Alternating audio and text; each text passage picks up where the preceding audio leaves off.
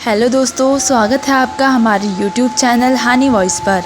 मेरी बीवी बहुत सुंदर थी। शादी के शुरू के दिन थे और मैं उसके साथ ज़्यादा से ज़्यादा समय बिताना चाहता था, लेकिन उसे हमेशा मायके जाने की जल्दी होती थी। वहाँ उसका कज़िन सैफ रहता था, जिसके साथ वो बहुत ही फ्रैंक थी। दोनों एक दूसरे के हाथ में हाथ डालकर बाहर आते जाते। मुझे ये देखकर बहुत ही गुस्सा आता और मैं उसे इस बात से रोकता तो वह नाराज़ हो जाती। एक दिन अचानक सुबह फ़ोन आया कि मेरी बीवी की मां का देहांत हो चुका है।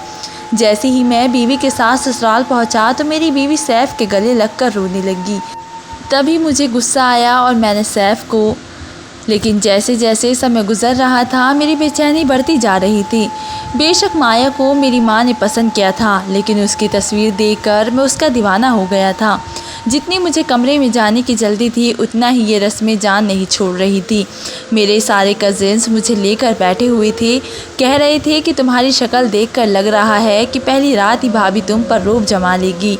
मैंने कहा वैसी कोई बात नहीं है। सब कहने लगे हमें पता है, तू तो शादी से पहले अपनी बीवी का दीवाना हो गया है। पता नहीं मुझे अपने जज्बात छुपाने नहीं आते थे। बहरहाल रात के 2 बजे उन्होंने मेरी जान छोड़ी थी, लेकिन जब मैं कमरे में गया तो मेरी बीवी मेरा इंतज़ार करके शायद सो चुकी थी। बेड से टेक लगाए आंखें मूंदे बैठी थी। ये देखकर मैं उसकी तरफ बढ़ा था। उसके सामने बैठकर उसे देखने लगा। वो बहुत ही खूबसूरत लड़की थी। मैंने उसका मेहंदी और चूड़ियाँ वाला हाथ पकड़ा था। वो एकदम ही चौंक कर उठी थी। मुझे देखकर बहुत ही नर्वस हुई और उठकर बैठ गई। कहने लगी आई एम सॉरी, वो आँख लग गई थी। मैंने कहा कोई बात नहीं, तुम सोई हुई बहुत ही खूबसूरत लग रही थी। मेरी तारीफ़ पर वो शर्मा सी गई। असल में मेरी बीवी गोरे रंग की मालिक थी, बहुत ही खूबसूरत थी। बाल भी लंबे घने थे, जबकि मैं देखने में ठीक शक्ल सूरत का इंसान था। मेरी रंगत भी सांवली थी। सुबह जब मेरी आँख खुली तो वो मेरे बगल में लेटी हुई थी। वो इतनी सुंदर लग रही थी कि मैं कुछ पल अपनी आंखें ना हटा पाया। अचानक ही उसके माथे को चूम लिया तो उसने अपनी बंद आंखें खोली थी। मुझे अपनी तरफ देखकर वो फ़ौरन ही पीछे हटी थी। अपने बिखरे हुए बाल समेटने लगी। मैंने पर्दा ज़रा सा खिड़की से हटा दिया। सूरज की सारी रोशनी कमरे में फैल चुकी थी। मैं उसके पास आकर बैठ गया। इससे पहले कि वो उठ कर जाती, मैंने उसका हाथ पकड़कर उसे अपने कंधे से लगाया था। मैंने कहा ये सुबह बहुत ही जालिम वक्त से पहले ही हो जाती है। ऐसा लगता है जैसे कुछ घंटे पहले ही रात हुई थी और बड़ी हसीन रात थी, जो कि बहुत जल्द ख़त्म भी हो गई। वो मुझसे कुछ पीछे हटी थी। कहने लगी आपकी माँ ने मुझे रात में ही कह दिया था कि सुबह सुबह ही कमरे से बाहर आ जाना। मैंने गहरी सांस भरी थी। वो मेरे पास से उठकर अलमारी के पास चली गई, अपना एक खूबसूरत सा सूट निकाला और नहाने चली गई। मैं भी उठकर बैठ गया था। हमारे घर में अब भी वो ही रिवाज था कि दूल्हा दुल्हन सुबह सुबह ही कमरे से बाहर आकर मेहमानों के साथ बैठ जाए। शादी के शुरू के दिन थे। मेरा दिल सिर्फ अपनी बीवी की संगत का इच्छुक था। वलीमे के दिन मेरा दिमाग घूम गया था। जब मेरी सास ने रस्म के तौर पर यह कहा कि रिसेप्शन की रात बेटी हमारे साथ जाएगी और अगले 3 दिन मायके में रहेगी, चौथे दिन ही आप लोग इसे लेकर जाना। ये सुना था कि मैंने माया को देखा था। वो फ़ौरन ही नज़रें झुका गई। मौका कुछ ऐसा ही था कि मैं कह नहीं सकता था कि भला ये कौन सी रस्म हुई। अभी तो मैंने अपनी बीवी को ठीक से देखा भी नहीं था। अभी तो मैंने दिल के पूरे अरमान भी नहीं निकाले थे। मेरी सास अपनी बेटी को मायके ले जाने की बात कर रही थी, लेकिन बहरहाल मेरी माँ ने भी कोई एतराज़ नहीं किया, इसलिए मैं भी चुप हो गया। ये मैं जानता हूँ कि मैंने ये 3 दिन कैसे काटे थे। चौथे दिन जब बीवी को लेने के लिए जाने लगा तो माँ कहने लगी मेरे तो सर में बहुत दर्द है और शादी का खाना खाकर तुम्हारे पापा की तबीयत भी सुस्त हो गई है। ऐसा करो बहू को तुम अकेले ले ही आओ। तुम्हारी सारी बहनें अपने अपने घर जा चुकी है और किसी के पास इतनी फुर्सत नहीं है। मैं अकेला ही माया को लेने के लिए अपने ससुराल गया था। माया और उसके बाकी के चाचा एक ही घर में रहते थे। घर बहुत ही बड़ा था। सबके अलग अलग पोर्शन थे, लेकिन सब कज़िन्स में आपस में बड़ी बनती थी। खाना खाने के दौरान उसके चाचा और कज़िन भी आकर बैठ गए, उससे बातें करने के लगे और माया बिल्कुल मेरे सामने बैठी थी और उसके साथ उसकी दूसरी कज़िन बैठकर खाना खा रही थी। उसके बाएं तरफ की कुर्सी खाली थी। जब एक हैंडसम नौजवान आकर माया के बराबर में बैठ गया मेरे दिल को एक धक्का सा लगा था, लेकिन फिर मैंने कहा मुझे ऐसा नहीं सोचना चाहिए। लेकिन मुझे हैरत का दूसरा झटका उस समय लगा जब उसने माया के हाथ से रोटी पकड़ी और उसी की प्लेट में खाना खाने लगा। ये देखकर मुझे बहुत ही बुरा लगा था। भला वो कौन होता है माया के साथ एक प्लेट में खाने वाला। जब उसने मेरी तरफ देखा और मुझे खुद को घूरते हुए पाया तो कहने लगा, जीजा जी हम दोनों में चलता है। मैंने हमेशा माया के साथ ही खाना खाया है। बेशक हम लोग कज़िन हैं लेकिन बहुत ही फ्रैंक है। आप ये समझ लिए कि मैं माया की सहेली हूँ। इसकी कोई भी बात मुझसे छुपी भी नहीं है। मैंने कोई जवाब नहीं दिया था, लेकिन मेरे माथे पर बल पड़ने लगे थे। माया उसके साथ हंस हंस कर बातें कर रही थी।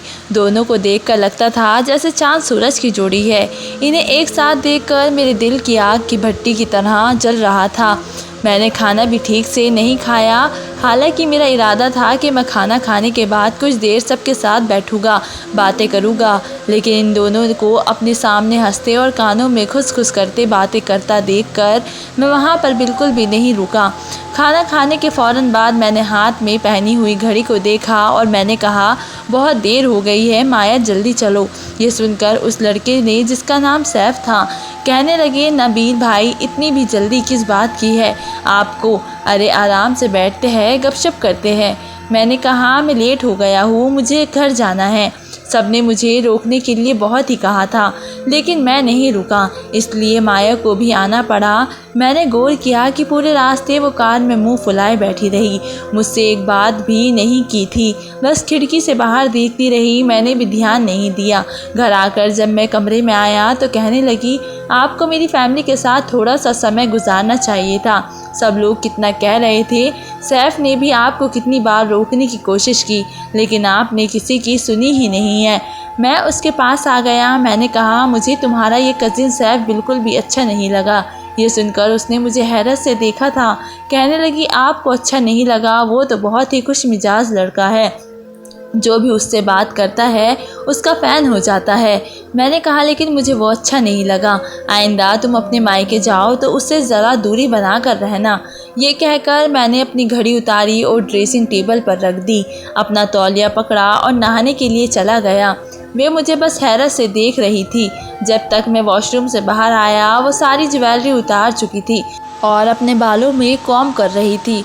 उसे देखकर मेरा मूड एकदम से बदल चुका था। मैं उसके पास आ गया और उसे अपनी बाहों में भर लिया, लेकिन मुझे हैरत हुई जब उसने मेरा हाथ पीछे किया था। कहने लगी, मुझे तंग मत करिए, मैं सोना चाहती हूँ। मैंने कहा कि मेरा मूड ख़राब मत करो, तुम्हें पता है 3 दिन मैंने तुम्हारे बगैर कैसे काटे हैं। ये कहकर मैंने उसे अपनी बाहों में जकड़ लिया। ये सुनकर उसने अपनी मुस्कुराहट रोकते हुए, नखरा दिखाते हुए अपनी आईब्रो चढ़ाई थी। कहने लगी, अच्छा बताइए मुझे कि मेरे बगैर 3 दिन आपने कैसे काटे थे? इसके इस सवाल पर मेरी बेताबियाँ बढ़ने लगी थी और शरारत भी। सुबह सुबह सबके साथ नाश्ता किया। कुछ देर वो मेरी माँ के साथ बैठी बातें करती रही, लेकिन मैं कमरे में आकर दोबारा से गहरी नींद सो चुका था। शाम को जब उठा तो बहुत ही फ्रेश था। जब वो कमरे में आकर लेटने लगी तो मैंने कहा, जल्दी से तैयार हो जाओ, हम लॉन्ग ड्राइव पर जाएंगे, खाना भी बाहर ही खाएगी। वो कहने लगी, मुझे बहुत ही नींद आ रही है, मुझे कुछ देर सोने दीजिए। लेकिन मैंने उसकी एक नहीं सुनी और उसे अपने साथ ले गया। काफ़ी देर गाड़ी में ड्राइव करता रहा, उससे बातें करता रहा। हमने खाना भी बाहर ही खाया था। शादी के शुरू के दिन थे। एक बार मैं ऑफिस से घर आया। सोचा तो यही था कि आज फिर माया को लॉन्ग ड्राइव पर लेकर जाऊंगा, खाना भी हम बाहर ही खाएंगे। लेकिन जब घर आया तो कमरे से हंसने की और बातें करने की आवाज़ें आ रही थी। मैं जैसे ही कमरे में दाखिल हुआ, माया का वो ही कज़िन सैफ उसके पास बैठा था और उसके हाथ हंस कर बातें कर रहा था। जाने क्या बातें कर रहा था, मुझे देखकर फ़ौरन से खड़ा हो गया।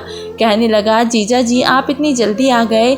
चले आ ही गए तो आइए, बैठिए, आपका ही कमरा है। फिर कहने लगा, माया अब तुम खुद पूछोगी या फिर मैं खुद जीजा जी को बता दूं कि मैं किस इरादे से आया हूँ? मैंने कहा कि क्या मतलब, किस इरादे से आए हो? तो कहने लगा, आपकी पत्नी को चुराने के लिए आया हूँ और चुरा कर अपने साथ ले भी जाऊँगा, आप बस शक्ल ही देखते रह जाएंगे। उसकी बात सुनकर मुझे बहुत ही गुस्सा आया था। वो हंसते जा रहा था। मुझे तो कुछ पागल सा लगता था। मैंने कहा मैं तुम्हारी बात का मतलब नहीं समझा। तो कहने लगा अच्छा हुआ कि आप मेरी बात का मतलब नहीं समझे, वरना तो मुझे धक्के देकर निकाल देते। फिर माया से कहने लगा यार माया जल्दी करो ना, टाइम देख रही हो तुम। वो कहने लगी अच्छा कर रही हूँ जल्दी, मुझे इनसे बात तो करने दो। मैं दोनों को हैरत से देख रहा था। कहने लगा ठीक है तुम अपने पति से बात करो, जब तक मैं तुम्हारे कपड़े बैग में रखता हूँ। ये सुनकर मैं उस लड़के की बेबाकी और बेशर्मी पर जितना भी हैरान होता उतना ही कम था। उसने अलमारी खोली, अलमारी के ऊपर से माया का छोटा सा बैग उतारा और माया के कपड़े उसमें रखने लग गया। मुझे उसकी ये बात बहुत ही बुरी लगी थी। बजाय माया उसे रोकती, कहने लगी कि मैं मायके जाना चाहती हूँ, कुछ दिन बाद आ जाऊँगी। उसके कज़िन के सामने मैं भला उसे क्या कह सकता था। मैंने कहा कि अभी नहीं, फिर कभी चली जाना। इससे पहले कि माया कुछ कहती सेव बोल पड़ा। कहने लगा नहीं ऐसा कोई चक्कर नहीं है, मैं इसे लेने आया हूँ तो इसे आज लेकर ही जाऊँगा। फालतू थोड़ी हूँ, अपने सारे काम छोड़कर मैडम को लेने आया हूँ और इसके लिए मैं यहाँ नहीं जाऊँगा। और वैसे भी 8 दिन में आपने जैसा ख्याल मेरी कज़िन का रखा है मुझे नज़र आ रहा है, आंखों के नीचे काले धब्बे पड़ गए हैं। इसके पता नहीं ठीक से खिलाते पिलाते भी है या नहीं। उसकी इस तरह की बातों पर मैं गुस्से में आ गया था। माया ने जब मुझे गुस्से में देखा तो सैफ के पास जाकर कहने लगी तुम ज़्यादा नहीं बोलने लगे हो। लेकिन उसने बगैर किसी की परवाह किए माया से कहा 2 मिनट में बाहर आओ, मैं बाइक स्टार्ट कर रहा हूँ। ये कहकर वो माया का बैग पकड़े कंधे से लटकाए बाहर जा चुका था। माया मेरे पास आ गई और कहने लगी मैं बस 2-3 दिन में आ जाऊँगी। मैंने कहा माया तुम नहीं जाओगी, इसका मतलब नहीं जाओगी। जाओ बाहर जाकर सैफ से अपना बैग लेकर अंदर आओ। मैंने उससे कहा तो कुछ देर तो वो मुझे देखती रही, फिर वो बाहर चली गई। थोड़ी देर बाद सैफ कमरे में आया और कहने लगा क्या हुआ जीजा जी, आपने क्या कहा है माया को? वो रोए जा रही है, कह रही है कि इसने कहीं नहीं जाना, क्या आपने मना किया है इसे? मैंने कहा कि ये मेरा और मेरी पत्नी का मामला है, मैं इसे खुद इसके मायके छोड़ आऊँगा और तुम कौन होते हो इसको लेकर जाने वाले? वो कहने लगा आज तक वो हर जगह सिर्फ मेरे साथ गई है, स्कूल कॉलेज यूनिवर्सिटी, फिर आज मेरे साथ क्यों नहीं जा सकती? वो बिल्कुल मेरे सामने खड़ा होकर मेरी आंखों में आंखें डाले पूछ रहा था। मैंने कहा इसलिए कि अब उसकी शादी मुझसे हो गई है, वो मेरी जिम्मेदारी है। कहने लगा तो मैंने कब मना किया है आपको जिम्मेदारी पूरी करने से? देखिए वो मेरी कज़िन है और बहुत ही अच्छी दोस्त है और हमेशा इसको लाने लेने जाने का ज़िम्मेदारी मैंने ही निभाई है और मुझे खुद ताई जी ने भेजा है कि मैं इसको लेकर आऊँ। मैं और इसको लेकर जा रहा हूँ। मुझे नहीं लगता कि इसमें ऐसी कोई बात है कि आपको बुरी लगे। ये कहकर वो कमरे से बाहर निकल गया। मुझे उस नौजवान पर गुस्सा आने लगा। वो होता कौन था मुझ पर हुक्म चलाने वाला? मैंने खाना भी ठीक से नहीं खाया, रात को माया का फ़ोन भी नहीं किया था। मुझे माया पर बहुत भी गुस्सा आया था। जब मैंने उसे मना किया था तो वो क्यों गई थी? मेरी बात की क्या कोई अहमियत नहीं थी उसकी नज़रों में? रात को माया के मैसेज आते रहे, कहने लगी कि मेरी माँ की तबीयत ठीक नहीं थी। सैफ ने घर आकर मुझे ये बात बताई, कहने लगी कि मुझे 8 दिन लग जाएंगे। मैंने उसके किसी भी मैसेज का कोई जवाब नहीं दिया था। 2 दिन गुजर गए थे, मुझे अपना कमरा काट खाने को दौड़ रहा था। 2 दिन बाद मैंने सोचा कि मुझे गुस्सा नहीं करना चाहिए, आखिर उसकी माँ की तबीयत ठीक नहीं है। तीसरे दिन मैंने सोचा कि ऑफिस से आते हुए मुझे उसकी माँ की खैरियत पूछनी चाहिए। मैं अपने ससुराल चला गया। मिसबा की माँ की तबीयत सच में ठीक नहीं थी। मैंने उनकी खैरियत पूछी तो कहने लगी बस बुखार था, इसलिए दिल उदास हुआ तो मैंने सैफ को भेज दिया। मैंने कहा माया कहाँ है? तो कहने लगी पता नहीं, सैफ के साथ ही कहीं गई है, अभी आ जाएगी। फिर मेरी छोटी साली से कहने लगी जीजा जी आए हैं, चाय बना कर लाओ इनके लिए। फिर मुझसे इधर उधर की बातें करती रही। मेरा दिमाग माया की तरफ था। वो क्यों गई थी सैफ के साथ? अपनी माँ को देखने के लिए यहाँ आई थी तो यहीं रहती। कुछ देर के बाद ही मुझे दोनों के हंसने और बातें करने की आवाज़ें आने लगी। दोनों हंसते हुए एक दूसरे के हाथ पकड़े हुए अंदर आए थे, लेकिन मुझे देखते ही जैसे माया की हंसी को ब्रेक लगी थी। फिर मुस्कुराते हुए उसने सैफ से अपना हाथ छुड़ाया और मेरे पास आ गई। कहने लगी आप यहाँ पर? मैंने कहा तुम्हारी माँ का हाल चाल पूछने आया था। सैफ मेरी सास के पास बैठकर उनके गले में हाथ डालकर उनके कंधे पर सर रख चुका था। कहने लगा, ताई अम्मा आपकी बेटी बहुत तंग करती है। मुझे गोलगप्पे खाने के लिए इसने मुझे पूरे मोहल्ले में यहाँ वहाँ दौड़ाया है। क्या हो गया?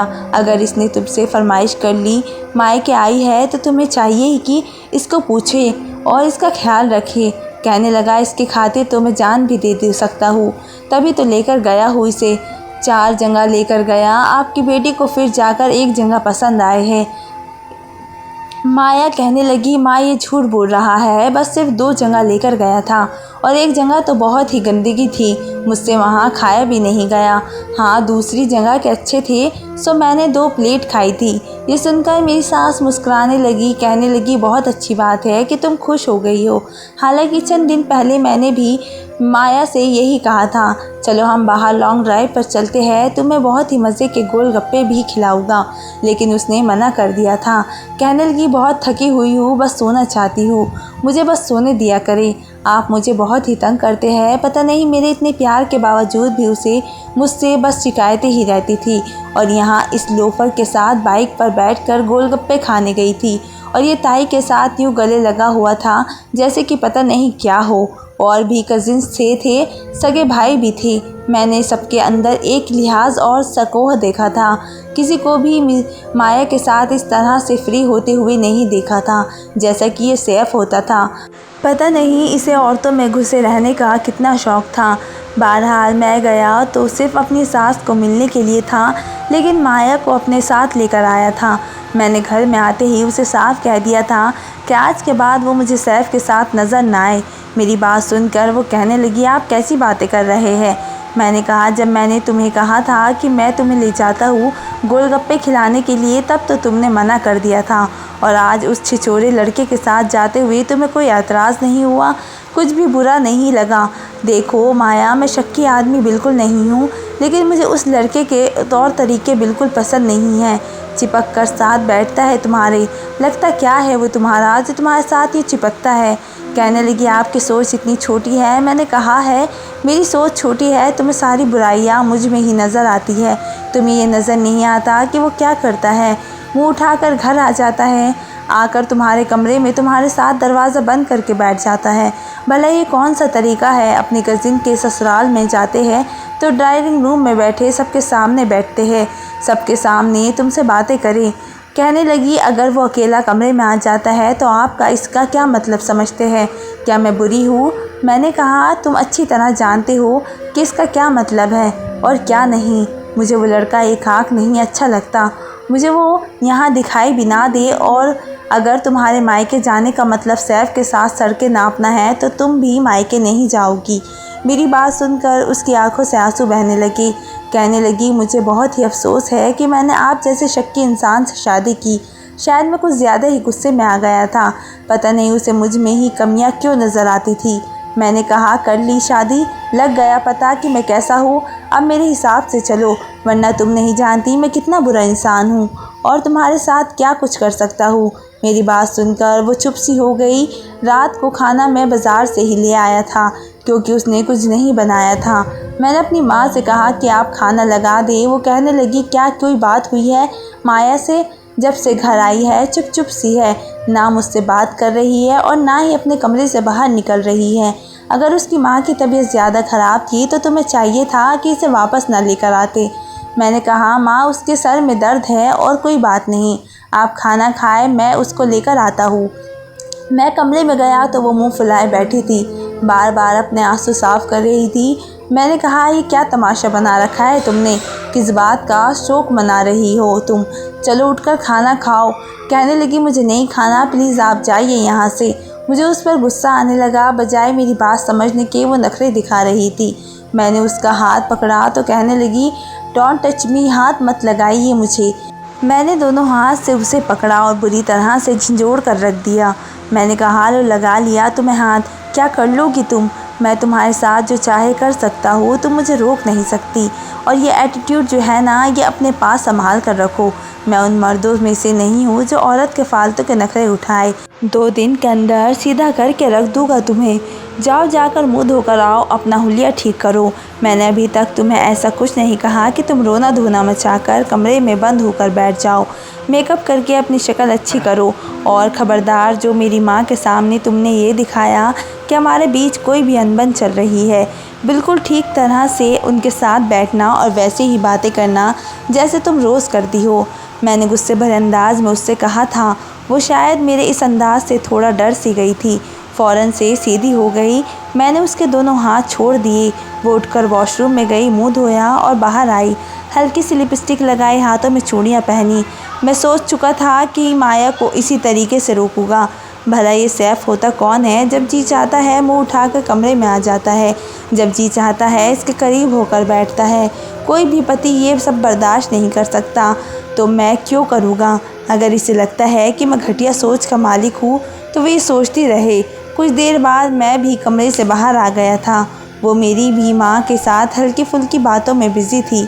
खाना भी खा रही थी। मैं जैसे ही उसके पास बैठा, उसके चेहरे के तेवर बदल गए थे, लेकिन मैंने परवाह नहीं की। जानबूझकर उससे कहने लगा, मुझे प्लेट में खाना डाल कर दो, रोटी उठाओ, गिलास में पानी डाल कर दो। वो मेरी हर बात मानती रही, लेकिन माथे पर बल डाले हुए मैंने खाना खाया और अपनी माँ के सामने ही उससे कहा कि जाओ, जाकर तैयार हो जाओ, हम लोग आइसक्रीम खाने जाएगी। मेरी बात सुनकर उसे कहा कि मेरे सर में दर्द है। मैंने कहा, माया, जो कह रहा हूँ बस वही करो, जाओ और जाकर तैयार होकर आओ। मेरी माँ मुझे घूरने लगी और कहने लगी, बच्ची के सर में दर्द है, तुम ज़बरदस्ती कर रहे हो। मैंने कहा, माँ, यही तो दिन होते हैं, अभी कुछ महीने बाद ही उम्मीद से हो जाएगी, तो आप ही रोक टोक लगा देगी और उसके बाद तो बच्चों से ही फुर्सत नहीं मिलेगी। मेरी बात सुनकर मेरी माँ मुस्कुराने लगी और कहने लगी, बात तो ठीक है, बच्चे हो जाएंगे तो फिर इंसान अपनी ज़िंदगी नहीं जी सकता। बस यही होता है कि बच्चों को ये खिलाना है, ये पहनाना है। फिर मुस्कुराते हुए मेरा हाथ पकड़कर कहने लगी, मुझे तो बस उस दिन का इंतज़ार है जब तुम मुझे ये खुशखबरी सुनाओगे कि मैं दादी बनने वाली हूँ। मैंने कहा, आप फ़िक्र ना करें, बहुत जल्द आपको ये खबर सुनाऊंगा। मेरी माँ बहुत ही खुश हो गई थी। फिर मैंने कहा, माँ, आपके लिए आइसक्रीम मैं ले आऊँगा। कहने लगी, नहीं, रहने दो, तुम्हें तो पता है ज़रा सी ठंडी चीज़ खा लूँ तो खांसी शुरू हो जाती है। तुम लोगों के दिन हैं, खाओ पियो, एंजॉय करो। बड़े ख़राब मूड के साथ मैडम बाहर आई थी। वो तो मुझे हर हाल में अच्छी लगती थी, गुस्से में भी बहुत ही प्यारी लग रही थी। मैं उसके साथ गाड़ी में बैठकर आइसक्रीम पार्लर चला गया। कहने लगी, मैं कार के बाहर नहीं जाऊंगी और ना ही मुझे आइसक्रीम खानी है। मैंने कहा, ठीक है। उसी समय एक वेटर हमारी गाड़ी के पास आ गया। मैंने कहा, ऐसा करो, 2 कोन आइसक्रीम लेकर आओ और चॉकलेट लेकर आना। मैं जानता था कि माया को चॉकलेट आइसक्रीम बहुत ही पसंद है। शुरू में रोज़ वो मुझसे यही फरमाइश करती थी कि मुझे चॉकलेट आइसक्रीम खानी है और मेरे साथ कई बार चॉकलेट आइसक्रीम खाने भी गई थी। मुझे कहती थी, जब कभी मेरा मूड ख़राब हो तो आप मुझे फ़ौरन से चॉकलेट आइसक्रीम खिला दीजिएगा, मैं बिल्कुल ठीक हो जाऊँगी। 2 चॉकलेट आइसक्रीम आई तो मैंने एक उसकी तरफ बढ़ा दी, लेकिन उसने मेरा हाथ पीछे कर दिया। कहने लगी, आपको सुनाई नहीं देता, मुझे नहीं खानी तो इसका मतलब नहीं खानी। मैंने बात ठीक करनी चाहिए। मैंने कहा, अच्छा ना यार, जाने दो, आइसक्रीम खाओ, मुझे पता है तुम्हें चॉकलेट आइसक्रीम बहुत पसंद है, बात को यहीं ख़त्म कर दो प्लीज़।